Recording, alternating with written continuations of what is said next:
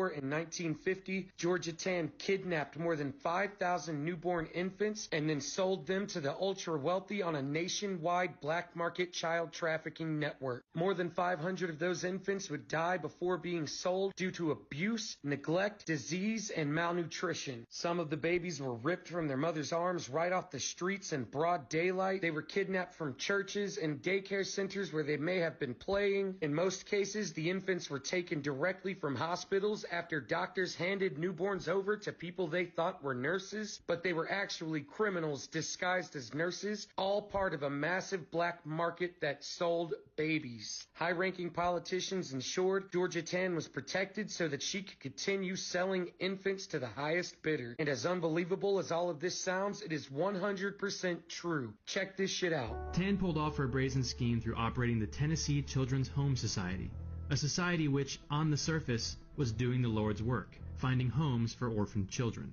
In reality, it worked as a cover for Tan to funnel children into her care, only for her to turn around and sell them on the black market for extreme profit. In the nearly 30 years Tan and the society were in operation, she managed to kidnap and sell an estimated 5,000 babies. These weren't orphaned children placed under her care. They were stolen right from under their parents' noses. How?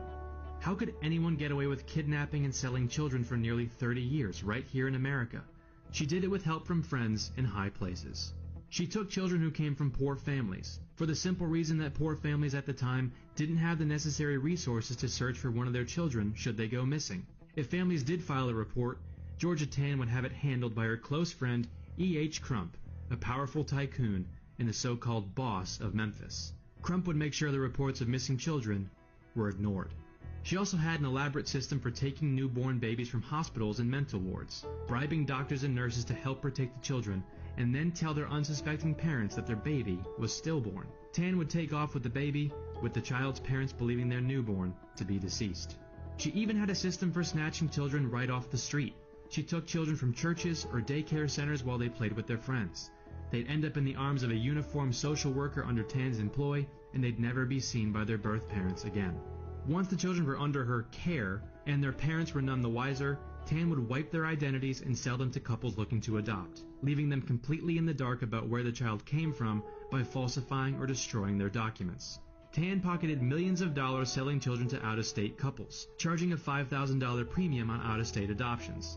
Almost 90% of her sales, which in this context, sales is a truly disgusting word, went to wealthy couples in New York and Los Angeles who could afford the steep pricing of Tan's services, including actress Joan Crawford, who adopted her twin daughters from Tan.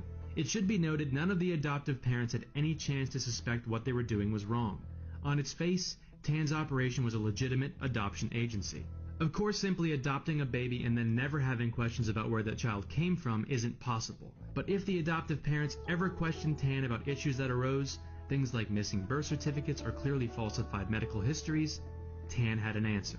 If the new parents ever had any suspicion that anything fishy was going on, Tan would threaten them with legal action through one of her major accomplices, family court judge Camille Kelly.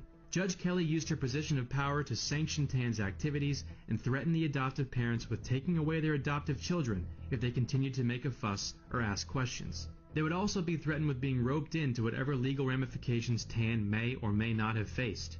I mean, they did use her services, so technically they were involved in an illegal enterprise themselves. And here was a judge telling them they were complicit.